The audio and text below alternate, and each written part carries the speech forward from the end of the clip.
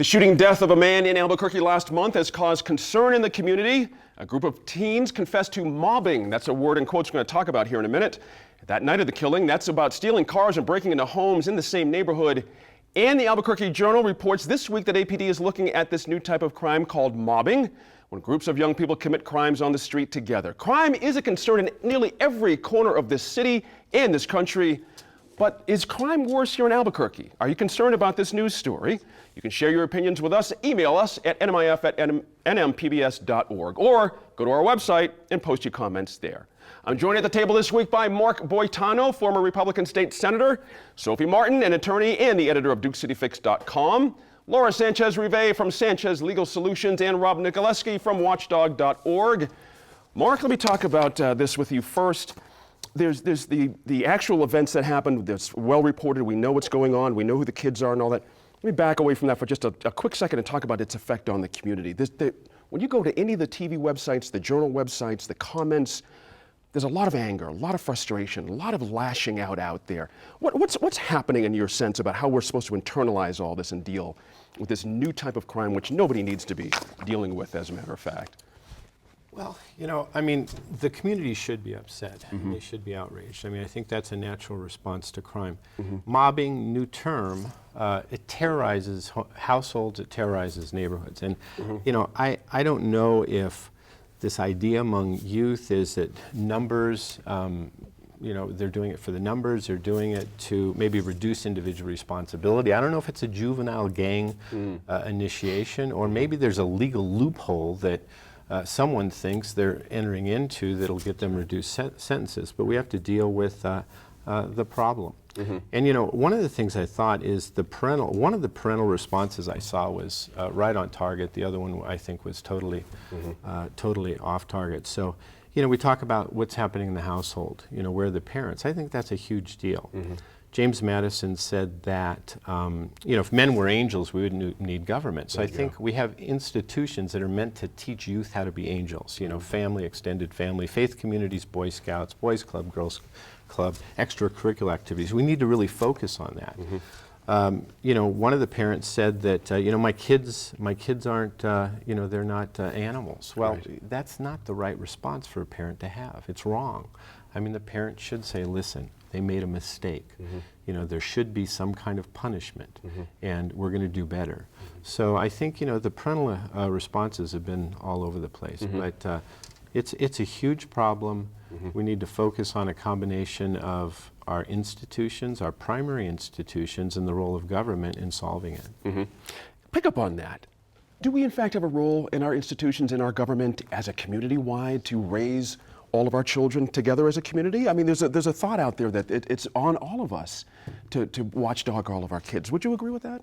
I do, to a certain extent. I think that this is a bigger problem, though. I think that it's not just the kids and the particular parents, but this is sort of a multi-generational issue, in my opinion, and also an economic issue. I mean, we have people who are not in stable households, and I think I would not be surprised if generation-wise there's also some instability in the parents of these children in terms of their upbringing and their background and what they've, some of the vulnerabilities and issues they've had to face personally that's led to this kind of, lack of oversight of their children. And I think that's an area where the community can make a difference. I think that we can have policies that that can help, the household and help some of these vulnerable children. I do appreciate the senator bringing up some of these extracurricular sort of activities, Boys Club, Girls Club. I think those are important.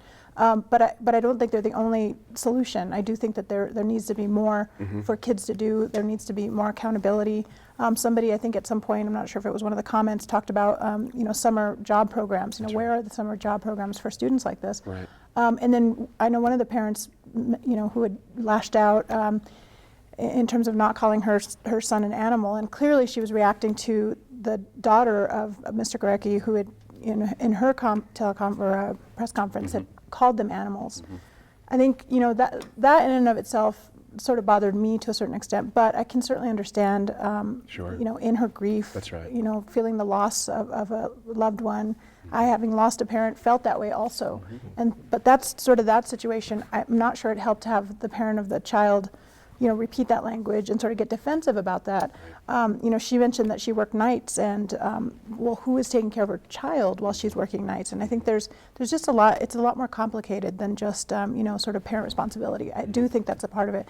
So, Sophie, interestingly, in the reporting, the Journal's done some stellar work on this, and a lot of the kids, their backgrounds were not exactly, Little House on the Prairie.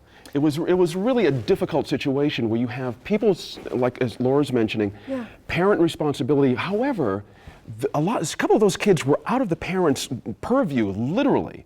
They were in the system with children, youth, and families. They had been in foster homes or other types of living situations, had run away for months at a time.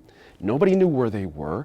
Whose responsibility is it at that point? How can the parent chase a kid down, gone for 6 months? It's difficult. I think it's a good question, and I also think that it's this is a larger issue that our country hasn't been able to address really anywhere.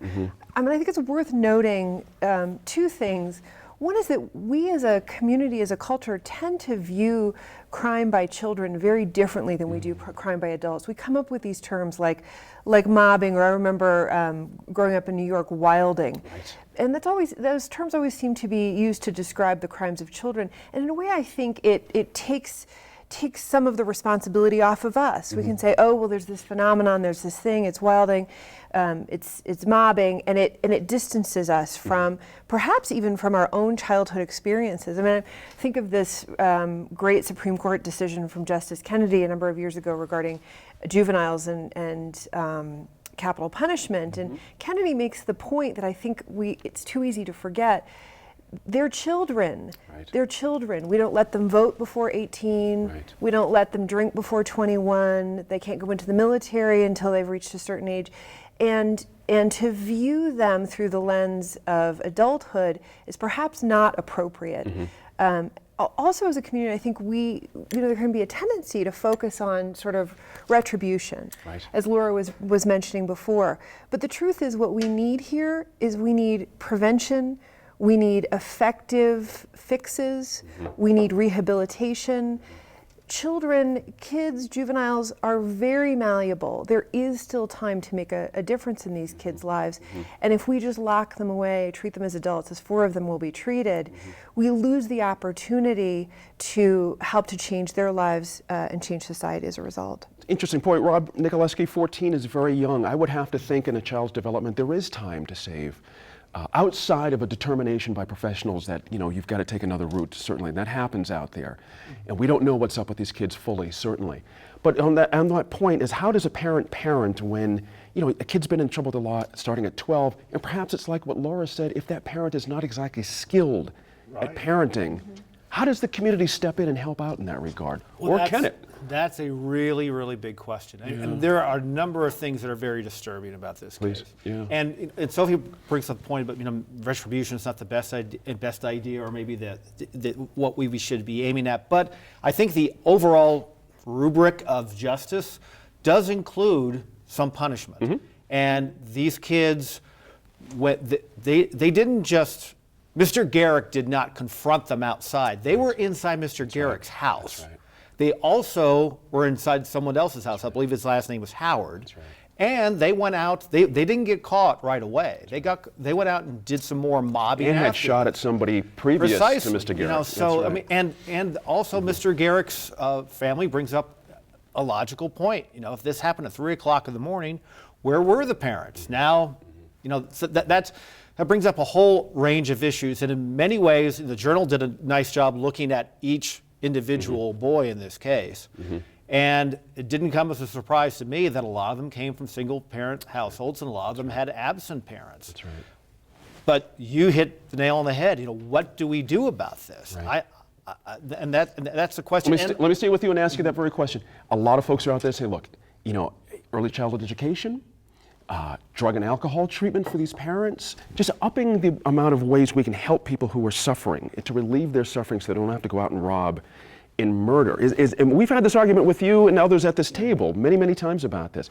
Is that part of the answer? Is that where the community steps in? I think so, but you say relieve the suffering. I don't know if these kids were suffering. I think that's the reason why they went on this mobbing spree. I mean, and I don't have the answers to this. I don't think any of us do. Sure. But I think what you said at the top of the broadcast is an interesting point, which is the larger question of, is our community becoming a dangerous area? I mean, you take this, you take the Boyd shooting. I mean, we're talking about all sorts of things, not just the criminals, Glad you brought that the up. victims, the judicial justice system, where the level of bond has been reduced to very low numbers. I mean, I think there's a larger sense in the community in Albuquerque that we've reached a tipping point, that this has become a more dangerous city than we thought. Perception-wise or Yeah. otherwise. And perception is everything, isn't it?